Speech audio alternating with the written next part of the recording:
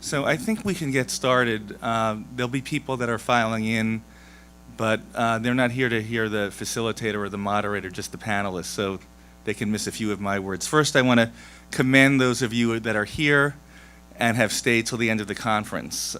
We know that you truly did not come to get a half day off from work, and we'd be happy to supply a letter to that effect to your immediate supervisor if you need it. But while we may be the last session of the day, I can assure you that we are not the least. Because as we're talking about new learners, whether they are digital new learners, because we talked about, who is the new learner? The new learner is the digital new learner who's coming onto a residential campus and is expecting to have a very tech experience, because that's what they've grown up with. Or the, what's now being called, you've heard of the non-traditional student. Another term that's being used is the post-traditional student. And the post-traditional student is that student that may have started college and never completed, or maybe never had an opportunity to attend a college. And according to the National Center for Education Statistics, NCES, in 5 years, over 40% of the students enrolled in higher education will be over the age of 23. So really, that non-traditional student, we're going to start just considering them part of the higher ed landscape. I'm not exactly sure why I was asked to facilitate this panel, because I'm a bit of a technophobe. And this morning when I heard about coding boot camps, I was very attracted. Maybe I could learn something in a very intensive way. But as a president of a college, I find myself in a decision-making capacity around technology. And I think there are a lot of us in that capacity that may not know that much about technology. So I think it's important for those of us that are decision makers to figure out a little bit about tech. My college, New England College of Business and Finance, is 100% online. We don't have any more classrooms. All our learners are working adults, so we have 1,600 students, and 97% of them are fully employed. Half of the students have their tuition paid for by their employers. So you haven't heard of us because we don't do any marketing other than B2B. And that's our model. It works pretty well. We keep the tuition very affordable. We're the most affordable private college in New England because we try to enable students to attend on the basis of tuition reimbursement. So as an online college, I had the experience for the first time a few years ago of guest teaching in an online course. So those of you that are involved in online in any way, please get into the classroom, or actually the digital classroom, and see what it's about, because that will inform your decision making. My problem is I have great people to rely on in my e-learning department. We do all our course building there, and every now and then those people will come and say, hey, I've got this greatest tool in the world that we can inject into the class. We use games, we use simulation. Most of the time, the educational needs are driving the technology, but every now and then, I think those of us get enamored with tech, and we begin to think, am I going to be the last person with a clamshell phone? And so I think it's important to note, I'm probably one of the few people that remembers the Smellorama technology. I don't know if those of you ever went to the movies. There was a movie that came out, yeah, good, a couple of people are my age. But you'd go to a movie, and there was a movie called Polyester, and you'd go and there'd be a scene with pancakes, and you get a pancake smell. Well, the technology didn't really work, because the smells worked, but the experience of going to the movie, it wasn't synchronous. So you were actually in the movie to be in a state of suspended disbelief, and when the actual smells came, it was completely inconsistent with the experience. So we don't want to be just grabbing on to the latest technology. I think we, as educators, we're looking at technology as an enabler. It's something that gives us capacity, and what we first need to look at is what are our needs as educators, and then the technology will follow either in the marketplace or in an application. So what are some of the big agenda items that we have that technology can help us look at? Is there any institution here that's not having any financial problems? Okay, so cost. Technology, sometimes technology can cost a lot, but sometimes technology can help you reduce costs. So that's going to be important, because if we can reduce costs, in the provision of education, we can bring that down to the tuition level and perhaps reduce costs for the student. Skills gap and graduate readiness. We've talked a lot this morning about competency-based education, and a lot of that is happening online. Retention and completion. Increasing degree attainment in the population. And measuring educational effectiveness. All of those are big agenda items for higher education.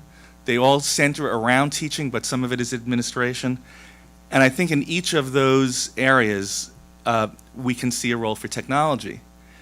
The overarching question with technology is, what can it do today that we couldn't do yesterday that will give us more success in those areas? And that's really what our discussion is about.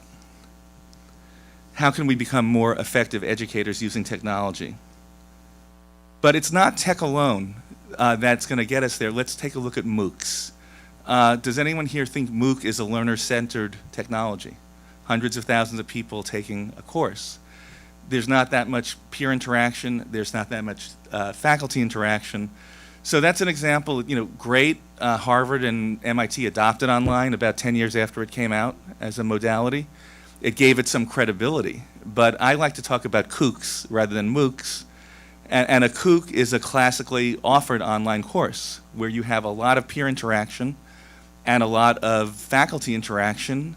It can be a great experience, very learner-centered, but it's not a MOOC. So it's not just the technology, but it's how you use it. Lastly, before I turn it over to our very distinguished panel, I think there was an underlying assumption that came out in the discussions this morning about what it means to be learner-centered, and one of those things is personalization. The personalization, really knowing what makes sense for the particular student. And the success rate in the CUNY system, for example, of getting the retention rate up, addressing the full range of issues for the student, whether they were personal needs, motivational needs, academic needs. So personalization, I think, is something that we're seeing not only in higher education, we're seeing in other aspects of our life. If you look at healthcare, someone was analoging us to healthcare, the trend now towards looking at a person's DNA, their genetic makeup, prescribing based on who you are. And I think that this is something that's not just happening in education, but is happening in our environment. I think we've moved away from the me decades of the 70s and 80s. Maybe we're now in the you. We're probably more likely the us because of the hyper-connected nature of our social media and our social contract. So I think we also want to be aware of what's the environment that our students are operating in, not only on their campuses and on our colleges, but in their daily lives, because that impacts their expectations. And I believe that expectations strongly influence outcomes. So with that, let me turn it over to some of our panelists.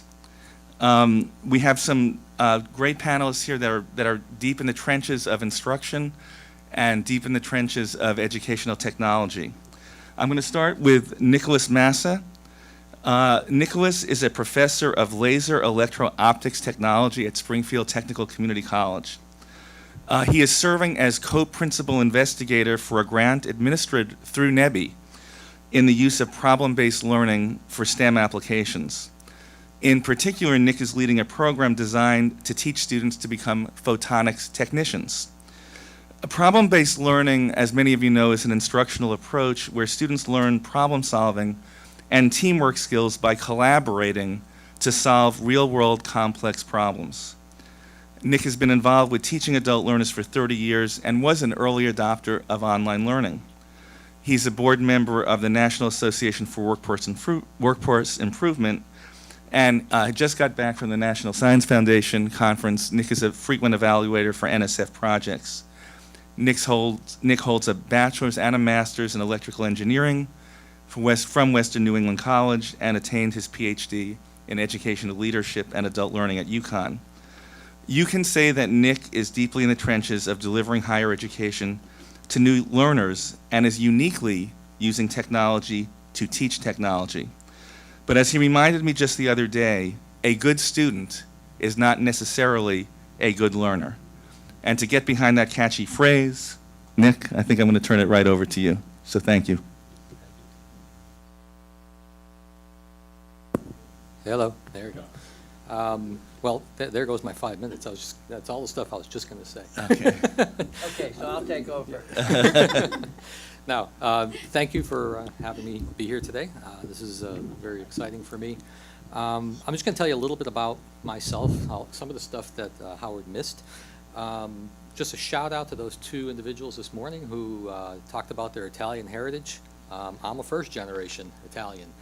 My parents both were born in Italy, and they both still speak very loudly in Italian in my house. So, and with 4 brothers, they need to. I'd like to talk a little bit about the projects that I've been involved in, and then we could probably come back to it. I've been teaching at the Springfield Technical Community College for about 30 years. It's my 30th year. I've had a couple stints. Is Carl still here? Carl Lovett? No. I did a year as an associate dean at Central Connecticut State University, working for Carl as well. Over my 30 years of teaching, I'm a degreed engineer. I worked in industry, worked for United Technologies, for Hughes, and a bunch of other companies. I've always kind of been intrigued with, I mean, I love engineering, and I kind of consider myself a techie, but after about 15 years of teaching techie stuff in the traditional manner, I started thinking about, boy, there's got to be a better way to do this. And that's when I started getting involved in learning about learner-centered learning. I was inspired by a book, and some of you may have read it. It's called How People Learn by John Bransford et al., which inspired me to shift, in my mind, what my job was from being an engineer, which is what I always thought I was, to an educator. Because I kept struggling with, trying to get students more engaged in their learning. And I was taught in the traditional manner, engineering school, chalk and talk, end of chapter problems. And I wanted to break away from that, break out of that. And so that's when I started going to school for my PhD, and started learning all about cognitive science and how people learn, and it kind of transformed my learning. So I'm kind of like a case study in how to transform people. I was going to ask a question earlier of the panel. We do a lot of research now on teacher adaptation of problem-based learning methods, and there's always a struggle, with all the professional development that we do for teachers. There's some who get it and some who don't. And we actually sponsored a doctoral degree last year, a student from Northeastern University, looking at teacher adaptation strategies. So in addition to being a professor at Springfield, I also am an adjunct professor, shout out to adjuncts, at Central Connecticut State University, when I actually teach an undergraduate course in problem-based learning for engineering and technology education majors, and I'm also an adjunct at the University of Connecticut. So, I kind of wear several hats, but my favorite hat is working with the New England Board of Higher Ed, and I've been working with these guys for 20 years now on projects from the National Science Foundation dealing with curriculum development, program development, and it wasn't until about 10 years ago where we started looking at trying to teach pedagogical methods that are more learner-centered. And so we got our first grant from the National Science Foundation for doing PBL. It's called Photon PBL, and it was the first of 3 grants, 3-year grants, for developing curriculum materials in problem-based learning. The first set were focused on photonics and optics. It was kind of selfish. But the second one was in STEM education, where we looked at sustainable technologies, and including wind, solar, sustainable agriculture, kind of like outside of my realm of expertise. And the last grant, which is just finishing up now, is deals with advanced manufacturing, problem-based learning and advanced manufacturing. And basically what we do is we go out to companies and ask them to replicate or reenact the problem-solving methods that they use to solve real-world problems. The whole idea is, how do you get real-world problems into the classroom to engage students in learning that is real, that is purposeful, and things that they will have to experience when they go out. We focused a lot on companies that actually hire our graduates. So that is in its 10th year now with the New England Board, and so far we've created a pretty big body of knowledge that's available online for free through the New England Board's website, pblprojects.org. I encourage you guys to go look at that, and if you find it useful, it's free. Bring it to your class, use it, and hopefully we can all become more learner-centered in our teaching. Nick, thank you for giving us more information about yourself and the many hats you wear, but none hat is as good as Dennis's right next to you. So with that, let me introduce Dennis. Dennis Littke is founder of Big Picture Learning and the Met Center in Providence. He is nationally known for his extensive work in secondary education, and in particularly for his advocacy of unorthodox methods, which have been proven to be extremely effective. Methods that he has recently deployed into higher education through the creation of College Unbound. Schools that Dennis has founded have had startling success in reduction of dropout rates and in increasing college matriculation rates. One of the recurrent themes in Dennis's approach to education at any level is the importance of cultivating motivation in the learner, finding what has meaning on an individual basis in the learner, and then individualizing the instruction so that motivation creates the fuel to do well and to succeed. Perhaps a good way to some of his philosophy was in his response to standardized tests, to which his retort was, "Who wants a standardized kid?" And so giving students respect for their individuality has been a cornerstone of his approach. Dennis's non-traditional work in education has led him to become passionate about serving non-traditional and disadvantaged populations, and as such, he's received major funding from the Gates Foundation and from the George Lucas Foundation. Dennis holds a bachelor's in psychology from the University of Michigan at Ann Arbor, where he also earned his PhD in a combined program in education and psychology. Dennis has been way out ahead of the curve in creating learner-centric environments with his own version of the 3 R's: relationships, relevance, and rigor. And with that, Dennis, take it away. Thank you. How many were in here to see the woman who was embarrassed because her suitcase didn't come through, and so she had to be in here in sneakers? So I went up to her and told her if she wore good sneaks, hold on, I'll show you. Oh, there we go. Oh, those are nice. If she wore LeBron sneaks, she wouldn't have been embarrassed for it. So thank you for that. Can you fund a semester somewhere with those sneakers? That intro. Okay. It's dangerous walking around in them. The funny thing to me is it's sad that the conference has to be named learner-centered institutions. That should be more of what we do rather than, hey, this is something new, okay? And colleges always say students got to be college ready. Well, really, colleges should be student ready. You know, it's like, who are they? Who are we now to say you can't get in? Imagine if when I ran high schools, I said you can't come in, ever, because you don't live up to my standards. Or kindergarten try to do that for a little while, but then let people in. So I just think it's something that should be the norm, and I don't know how to break that. So then what I did is start our own college, so I become my own president and my own provost right there by starting from scratch. So my background is I started running high schools. I get fired everywhere I go, but I keep winning, so I was community organizer in New York and then started a high school in Long Island, got fired, but I managed to win all these cases. Then I went to New Hampshire, got fired, and if you're old enough to smell the theater, then you remember LA Law. And that time I got fired, Michael Tucker from LA Law played me in a Monday night movie. I make copies illegally to see if I can really get busted. You can come up and get this copy It's right okay. here. It's man. on YouTube. Don't bother. It's not on YouTube, man. So, and then I got, I was the first high school in Ted Sizer's Coalition for Essential Schools, and he was at Brown.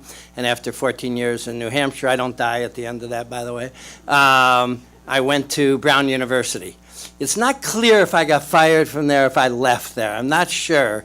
But at the same time that I think I was about to be fired, the commissioner of education asked me if I'd create a model school for the state. And I'd done a couple schools, and I said, only if I could do exactly how I want. And he actually said yes. And that's where we created this. I have a nonprofit called Big Picture, created this MET school, and it's not project-based learning, it's the next step. It's interest-based, project-based learning. So every kid has their own curriculum, and that's what I did. And then Bill Gates heard about it. His top man said it was his favorite school in the country. Him and my mom said that, two good people to say that, and gave me a lot of money to spread it around the country. And so I have 58 schools now based on that philosophy in the United States, and another 70 in Australia and the Netherlands. And then about 8 years ago, we started saying, colleges suck if you're poor. They really do. You know, 89%. You saw the graph this morning. It's ridiculous. And we felt we could create something different if we did it interest-based and really connected all the classes in. And that's when we started College Unbound. And then we started getting a demand by the older people in town to say, we can't get back in school. We don't want to sit with 18-year-olds. We can't come to a class at 2 in the afternoon. We can't take one class at a time. We'll be as old as you, they told me, before they graduate. And so can you guys do something? So we kind of morphed it into everything that we know, everything you've been saying. The beauty is you get to start from scratch. So you don't have to hire anybody who doesn't believe in what you're doing. And so we have figured out a way in our college to meet one night a week for 3 hours. We're online and offline. I'll talk about that a little bit. So that's how they pick up stuff. They're doing projects in their place of work, so that counts. There's full food when they walk in because they're all coming from work. There's daycare there because some don't know what to do with their new baby. We take care of that. So all those things you heard, we do and try to support. And honestly, it's not so hard. And we have, over 70% Pell, and we're graduating 85%. Because the support, everyone's been talking about the support that's important, but it's really how you create the curriculum. Support for something that don't make any sense for people is nice, but it can only go so far. But if you're creating a curriculum, we had a guy that created a safe house for kids in the neighborhood that he wrecked 20 years ago before he went to prison. Okay, that wasn't like school. He said, once I got that going, I wasn't in school anymore. Another woman created a theater group. Another woman, so they take projects that they love, and then they don't drop out. And then you fit all the courses into that. And you know what? You can do it. So that's what we've been doing. We've been working with Charter Oak State College, which is a degree completion college. And I don't believe in online by itself with this population. So we work closely with them and have a cohort and a support and a learning team, but their stuff's real. And then last year, after about a year and a half, we won approval as our own college in the state of Rhode Island. There hasn't been one in the state of Rhode Island for 21 years, yes. And we did that, and now we're going through NEASC to be our own. So a couple quick things about technology. It's very funny, the new student, part of the new student are people that know more technology than their teachers. Ours are scared as hell of technology. And we have a whole group that had just gotten out of prison who it shocked me, had never seen a computer. So we take all these students, we're on reservations, we're with former prisoners, a lot of single moms who are scared of it. So we have to integrate it in a different way. Our students couldn't do just online because they're scared. They go, one mistake, they run away. So in a sense right now we're doing the hybrid model, but I want to do more, and that's why we're going at it ourselves. So a lot of times people think, and this is what our discussion was, tech is a silver bullet, but it's really trying to understand who you got in front of you, what they need, and then how that can support you. So we're trying to figure out how the online can support people in projects, how they can communicate so they don't have to be in school all the time, and we count those as hours. So we're using it, but not in the traditional way. And so much is old wine in new bottles. Take in what you learned and put it in here. And we're trying to recreate around those skills. People are talking about problem solving today. Oh, everyone says problem solving. We are evaluating on problem solving, creativity, perseverance. We're saying it's about applying the knowledge. You're not giving us back anything. It's showing you use that. And the last thing is we hope to soon as we figure this out and get our accreditation, spread it around the world, we need to use the technology, so we have to figure that out. I'm done, thank you. Dennis, thanks very much. You know, Eileen, our next speaker, was on the Board of Trustees of Brown University, and she assures me that... Uh-oh. She assures What me... year? Yeah, she assures me that you left voluntarily. All right. I just saw Bartan the other day, he didn't tell me. Eileen Rudden is co-founder and partner in Learn Launch of Boston, which offers funding and other kinds of logistical support to leading ed tech startup companies. Early-stage funding and collaborative workspace help promising ventures to establish themselves. And currently, the Learn Launch campus is home to more than 35 ed tech companies and 100 ed tech entrepreneurs. In addition, Learn Launch Institute, through conferences and meetups, connects 6,000 people in the ed tech community in sharing best practices and in exchanging information. Prior to her affiliation with Learn Launch, Ellen served as Chicago Public Schools Chief Officer for College and Career Preparation. This appointment followed a long, successful career in software development, including senior positions at IBM and Unified Communications. Ellen received her bachelor's from Brown, where she subsequently served as trustee, and currently chairs the Advisory Committee on Computing and Information Technology. She also received her MBA from Harvard Business School. From her position at Learn Launch, Ellen is getting to see a very wide range of companies responding to the perceived urgency in the market to get better results for students and to personalize the education process. And without violating any insider trading regulations, Eileen, where do you see the money going, and what will make ed tech companies successful in higher education going forward? Well, You don't have to answer that question, but how many, one of them. I'd be interested in you as an audience, how many of you are interested yourselves, have a problem that you want to apply technology to get better results? I mean, is that why you're in this? So many of you. And the challenge is really what problem you're bringing, because as has been said earlier, technology, is a tool that is certainly helping many organizations, including institutions of higher ed, lower costs and improve student persistence or provide more personalized learning. But it really will depend on really what your objective is. But I thought that just to bring maybe my top 5 for you, and then I know there'll be lots of questions as we go along. But I think there are really 5 tech trends that are supporting the move to learner-centered education. And, the first really is the increased availability of data. Your institutions are probably flooded with data, but when you look at the desire of most institutions of higher ed today to increase student persistence, both for the kids and for the revenue, there is an important opportunity to understand which students are most at risk, so that you can bring them you can bring the interventions to the kids that need it.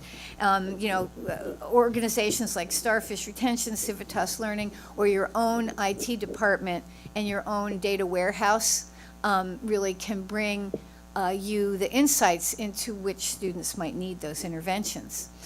Flipped classrooms. I think everybody here, we're talking about problem-based learning, project-based learning, active learning. I mean, whether it's a new adult learner, where the research definitely says that adults need to be engaged in the learning, or whether it's a coming-of-age learner, the research is also that active learning is much more effective in terms of student engagement.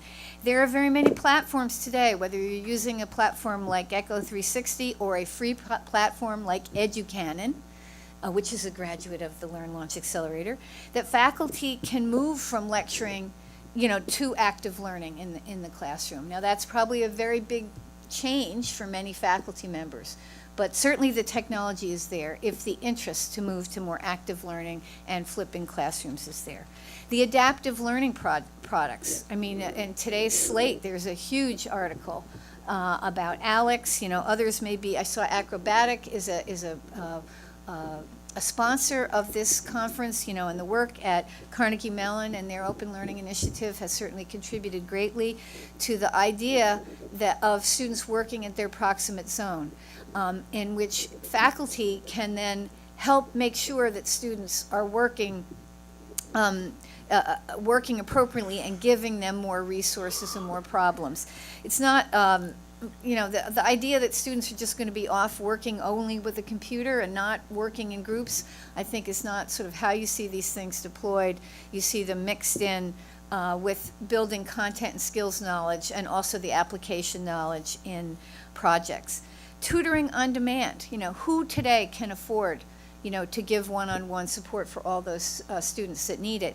And yet there are now lots of organizations, whether it's Louvain Learning or Chegg or others, or whether it's just simply peer-to-peer connections that are fueled by social media, where students are able to get interventions, perhaps not from, somebody who's completely qualified, but depending on whether you're using Louvain or you're using one of the social media approaches, more tutoring on demand, more interventions for students when they need it, and that may be, when we're not, I'm asleep at 10 p.m. I'm not available when they need it, which is certainly often after 10 p.m.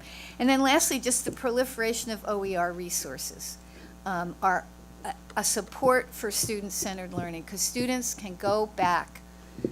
People may not like Khan Academy, but they can flip their own classrooms if they like with some of these platforms, but students can fill in the gaps in their knowledge so that they can get and achieve the way they want to achieve. So those are my top 5: big data, flipped classrooms, adaptive learning products, tutoring, and the OER resources. OER, open educational resources, and these are free resources that are available without cost, and there's actually a very large OpenStax sponsored by Rice University, is at the higher ed levels, CK-12 at the K-12 level, and then of course, the Smithsonian and many other organizations sponsor, and even though Acrobatic is moving on, I think the CMU Open Learning Initiatives are still available as an open educational resource. Eileen, thank you very much for the presentation and for giving us examples of use of technology that are currently in service. We're going to return to our panelists very shortly, but we had decided that we wanted to have more of a conversation this afternoon about technology. So I want to open it up to the floor, not only questions but comments. If you've had an experience with technology that you'd like to share with us that we could comment on. So this is an opportunity. It is at the forefront, the use of technology in higher ed, and so we want to have that kind of dialogue if people are interested. So I'll give you a couple of minutes to think about that while I return to the panel. And I want to go back to Nick and Dennis and ask them, when you think of technology, because you've both spent most of your time on, and I think it's appropriate, how you educate, the philosophy of education, and then technology fits into that, which is what my opening point was. When you think of your use of technology in problem-based learning, or in the individuation that Dennis is talking about, an approach to students, especially high-need students, where does technology fit in?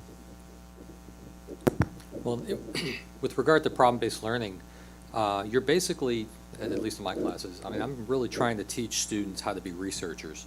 And so that's the model that I use. So technology is used for internet research, for communications. I teach at the community college. I get students from 17 to 70 years old. A lot of them have families. Half of them have advanced degrees already. And lives that they have to live. So one of the biggest uses of technology in my program is just like Skype for communications purposes. Most of the work that is done in my classes is done in teams. So, students will figure out when they're all available to talk, and either they'll get together, they'll Skype, they'll conference call. So technology is just a means for communication and doing research. If there's a topic area that they need to learn about in order to solve a specific problem, probably YouTube is the go-to website that they use, because there's a wealth of information there. So, it's interesting because I actually teach technology, but I use technology as well as a tool. it's a resource like anything else. I mean, you know, just as I have more kids adults in my class with their cell phones. As I'm asking questions, you know, when we're doing some research together, they'll be on their cell phones looking at Google and you know, different websites and researching products and, you know, whatever it takes to get the job done. Yeah. So, My answer is the same as Nick's, basically.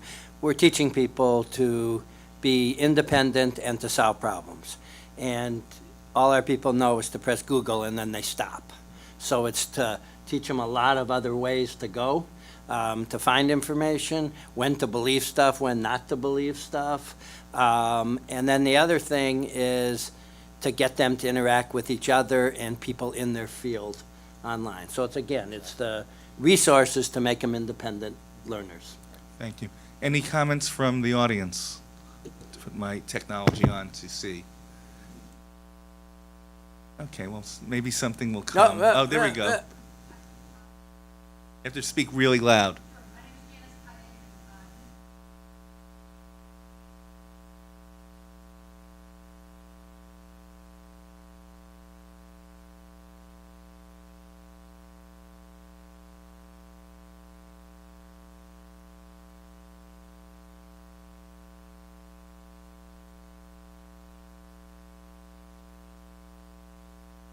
Let me turn that to Eileen. Yeah. I think that there is a lot of interest in the results from learning science, from neuroscience, and I would say that spaced repetition and recall, you know, are probably the most regularly incorporated into tech products. I mean, and if I don't know if you're familiar with that, but essentially it's advice from neuroscience as to how we learn is that, you know, don't cram the night before.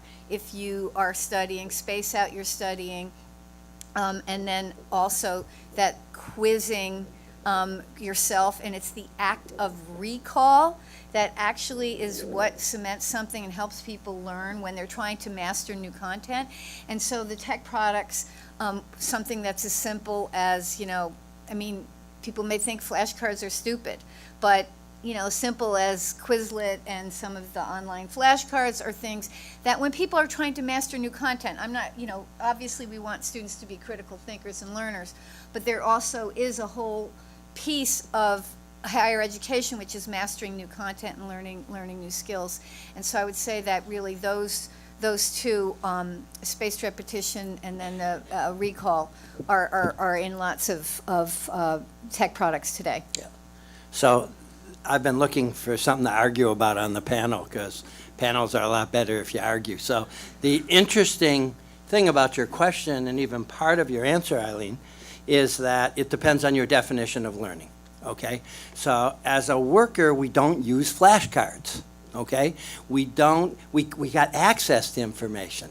So I believe that information's important, but I believe a lot of programs go too much to just trying to say, okay, we got to learn these 4 ways because this is what the brain research. Hold on, I'm not done yet. All right, this is what I like. Because the brain research isn't done yet. Hold on, turn off our mic and then. That's why you got fired. Not stealing your hat yet. But it's really, Not all stealing his hat right, nor my sneakers. But it's really, when it comes down to it, and it's about being engaged. And that's very different. Then you can use things, but if you're not engaged, knowing that repetition does this, or this is the best time to start, that don't mean nothing. So, hold on. There we go. Okay. I'll turn Yeah. mine off. Well, you know, I'm with you on this, but there's also, you know, the research that shows that contextually your background knowledge Yes. actually has a very strong influence on what you're able to learn. And so this is the challenge that the educators really are dealing with. And the guy who wrote Teach Like a Champion has a great example of this. He had a section on baseball, that basically if you knew baseball, you could decode and understand and respond to the questions. But if you were from another country that never, where you weren't familiar with baseball, you just wouldn't be able to get it.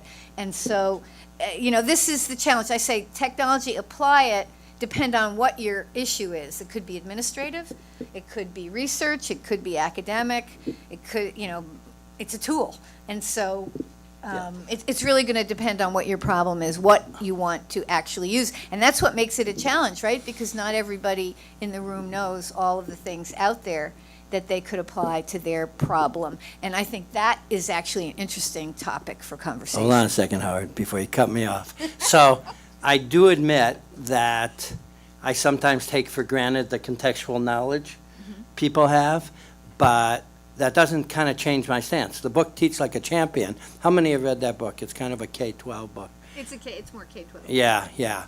But it talks about how to be efficient in a way that's not efficient. So it teaches you how This is to. new work. It teaches you how to pass papers down here so you save a minute and a half. It teaches things when it's really about the bigger picture engagement.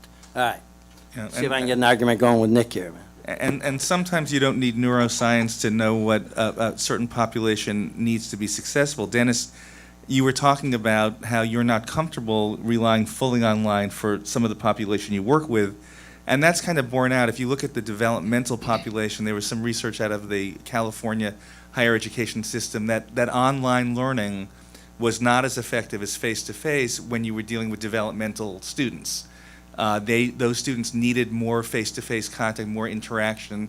Even though you can design courses, and we've done this at our college, to make them as best as possible for the developmental student, that face-to-face element was critical. And I think one of the presenters this morning was talking about the success in using a hybrid model for developmental. So you can gauge a population based on, Eileen, you're talking about that background knowledge, and if the student's not coming to the table with as much background or as much experience, then maybe technology needs to be modified in that case. Nick? Yeah, just my 2 cents. I'm not going to argue with you, I agree with you.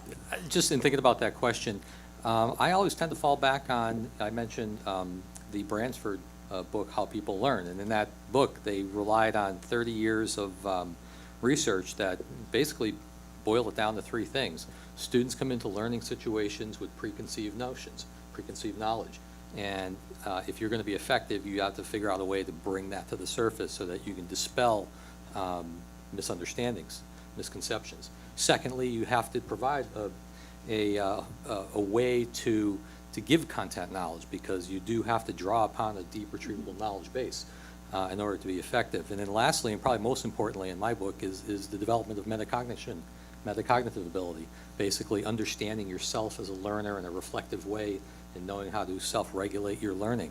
And the reason that I am so, into learner-based, learner-centered education is because it's the only one that I'm aware of that actually hits all 3 of those points. So, if you're basing what you do on research, that's my argument.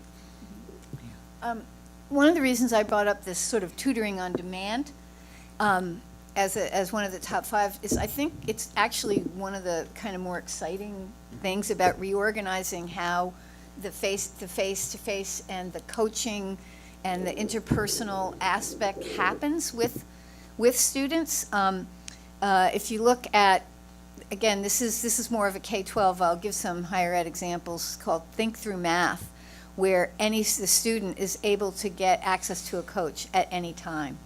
And that's part of what is offered. So Leuven Learning is one of the ones that's doing that in higher ed. Testive, which is essentially just an SAT prep thing, but the thing that's so interesting about it is it's individual coaching that's delivered via Google Hangouts, so it can be less costly. Quite frankly, is what it comes down to for organizations that are struggling with how to deliver, the kinds of interactions that are true learning interactions that are learner-centered, in a way that could be extremely cost-efficient. Testive, Think Through Math, and even a company called TeachCycle, which is an adult learning company, where they're now delivering professional development for teachers. Essentially, they have a whole online series of videos, but then they're offering individual coaching where you form a relationship with a coach, but it's delivered virtually. And it's just, I mean, for $1,200 for a year, and it gets incredible results. I mean, who would think that that a professional could benefit from something that costs $1,200 a year? You think, oh my gosh, something like that would cost, an order of magnitude above that. So again, I come back to that's, you're running an entire institution that is online. It's no longer, And I wanna kind of tell- unique to say that something is online. I think that where things are more unique now is how people are orchestrating these one-on-one relationships of coaching online, And which let- can still be very meaningful. Let me tell you, Eileen, we use an online tutoring service to support our 1,600 students, and we went through 3 times what we budgeted this year for that service. There's a lot of services out there, but when you can get tutoring online 24/7, students love to have that. We use an e-library where they have 24/7 access to reference librarians. So at any time of night or day, they can access a librarian. So, Dennis talked about relationships. Sometimes relationships are personal, and those are probably the best, but also, relationships with providers that technology is enabling that you otherwise could not have. Any other questions or examples from our audience about technology? Okay, otherwise I'll turn it over. Oh, there's one back there.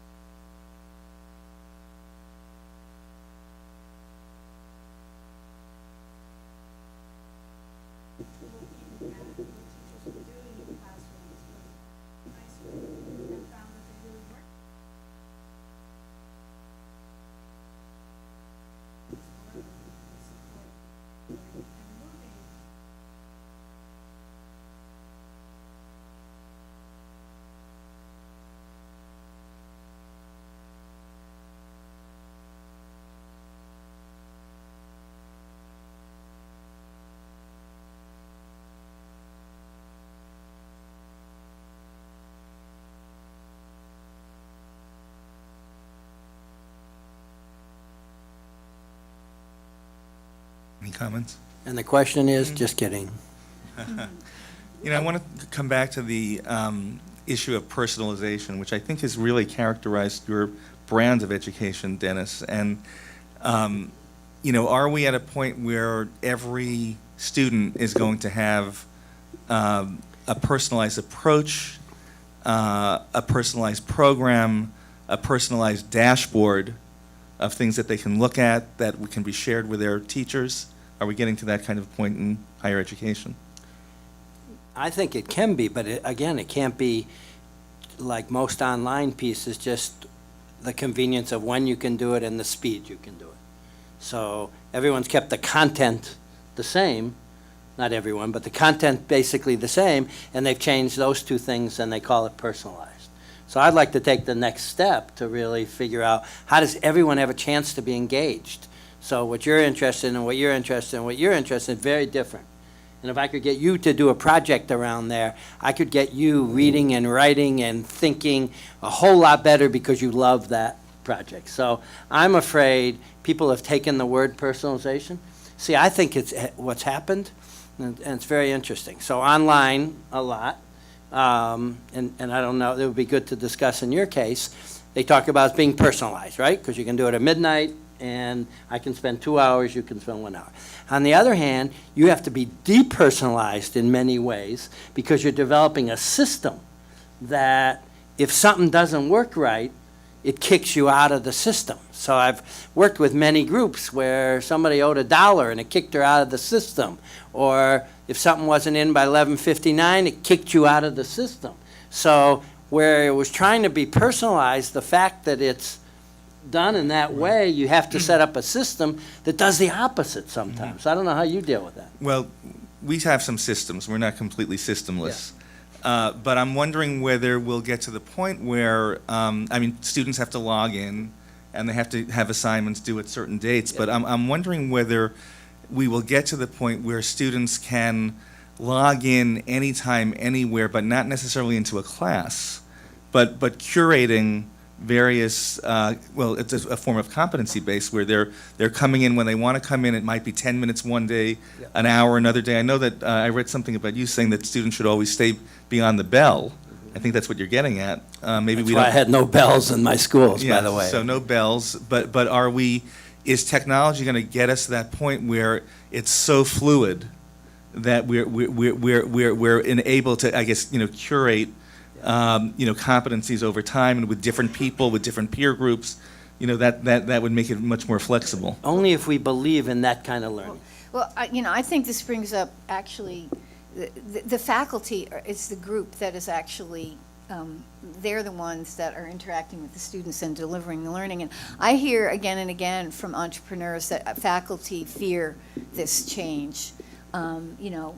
For every Nick Mazza, there are others who fear and don't want to change. And so I think that's why I believe that this is a change that'll take 10 plus years, 10 to 15 years, because, as the software gets better, as there's more Alexes and more acrobatics and, that can help with the actual learning of the skills, if you will, the premium will be on the things that you two gentlemen are talking about, which is the problems, the projects, the application of the knowledge, which, as far as I know, while there are tools to deliver, sort of make a movie, make a presentation, write a paper, make a presentation. Nobody there's no technology that is about the application of knowledge, and so that speaks to the incredible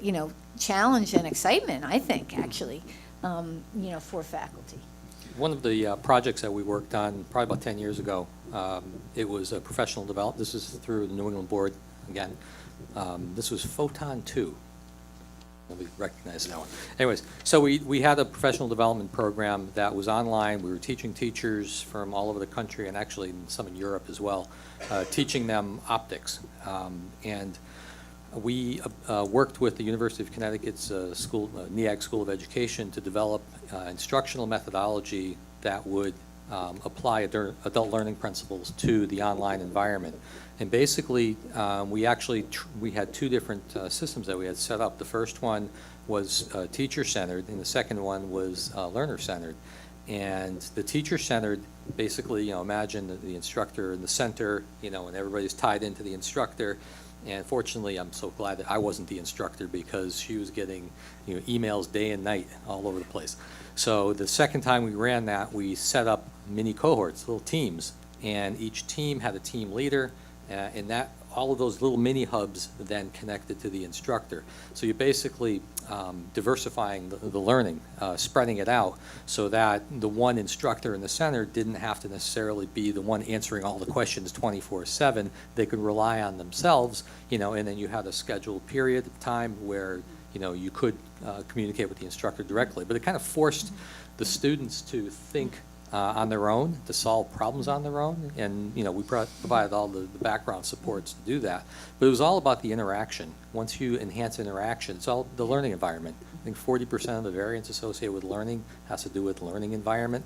It's the biggest piece of the pie. So if you can set up a learning environment, whether it's online, classroom, or a hybrid of some sorts, that is definitely going to positively impact learning outcomes. And by the way, isn't that what the workplace is like? Yeah, exactly. What you just, so in terms of it addresses bridging some of the gaps that might exist between the workplace and the educational system.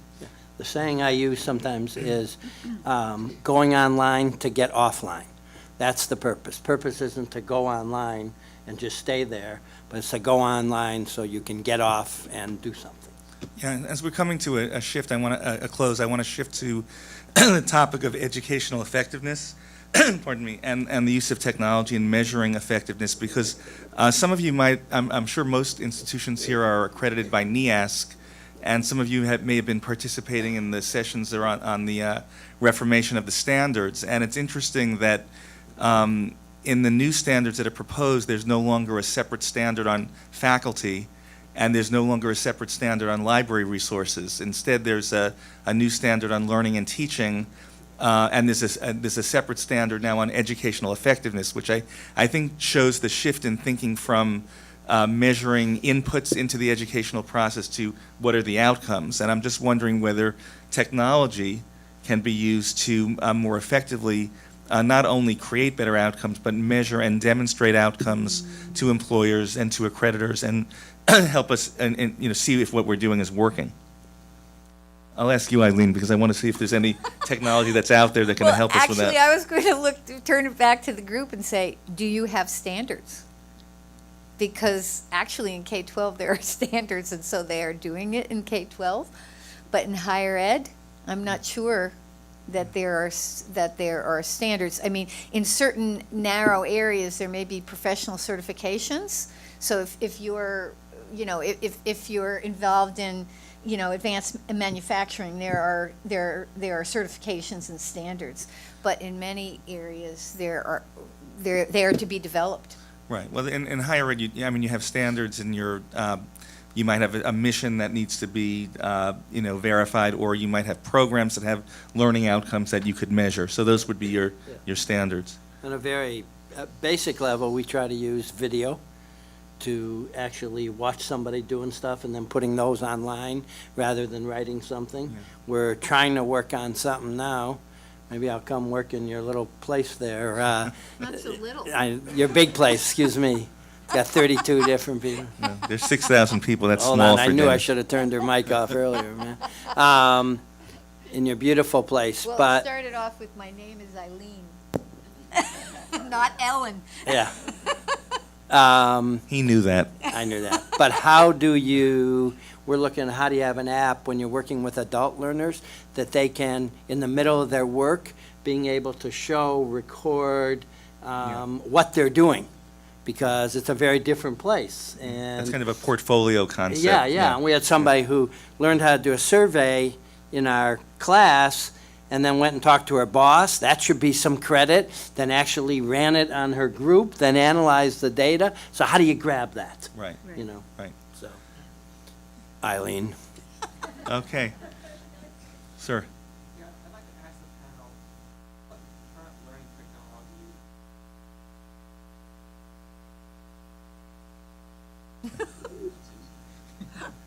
The internet.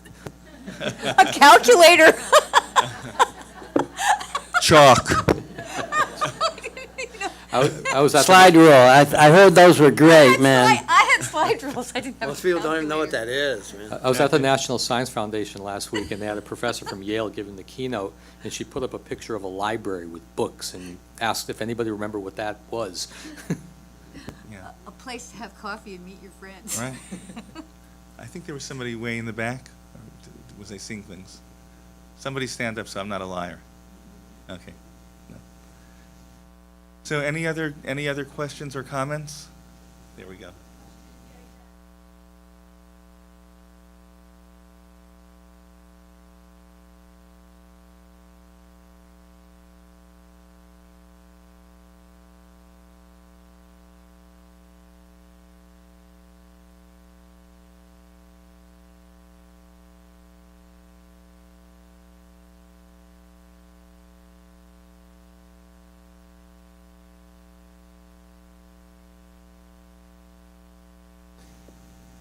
I got no clue, but I would think it doesn't look anything like it looks now. It's the same way that everything's going to be here, okay? And so, or here in my fancy watch or whatever, but the access is going to be much more integrated, much more, not this program, all the things that we think are cool new bells and whistles will be integrated in to things we do, allowing us to do all those things. But what's Yeah. interesting, I come from, my discipline is communications, and there was a theorist, Marshall McLuhan, who's a Canadian communications theorist that many of you have heard about, and his theory about the changing of communications media, that there's the rear view mirror theory, which is each new iteration has a large reflection of where it came from, so that if you looked at early radio looked like vaudeville, television looked like radio, cable television looks like television. It's different, but there's a lot of elements, and internet is going to look a little like television. So I think you know, your online class, even though I think Dennis is right, there are going to be some things that we